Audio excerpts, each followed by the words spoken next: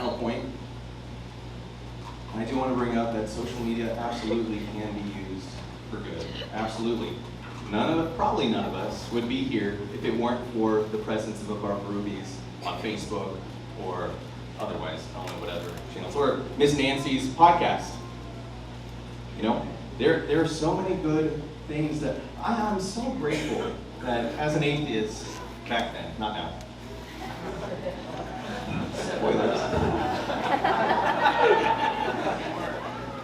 I'm so grateful for ministries that were there that decided to take the darkness and the corruption of YouTube and use it to set up shop, to set up a light there so that people that were as depraved as me could access good godly content, good debates where I would be able to realize, well, dang, this Christian worldview, this is actually pretty plausible, weird, you know.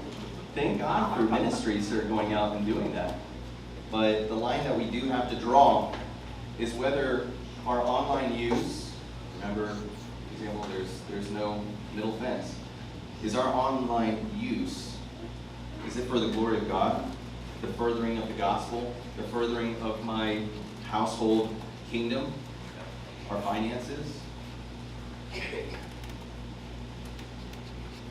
Or is it being used for self-glorification, self-worship, vain entertainments? Am I being efficient with the time that God's given me? Does my online activity fuel my godless need for self-esteem? Or am I using it for the glory of God, for the increase of His kingdom and my family and His finances? You know, we live in a world today where it tells you that self-esteem is of dire importance, and low self-esteem means fruitlessness and depression, suicide, among other things. So they tell you that the answer to low self-esteem is to think more highly of yourself and think of the good inside of you. Instead of seeking self-esteem, why don't we seek after self-respect? Go do something hard that 50 years from now you're going to look back at and say, I'm really proud of that. Something that works up the sweat. Something that makes you suffer in the best possible way. As opposed to 100 years from now, I can't help but think how many of our great-great-grandchildren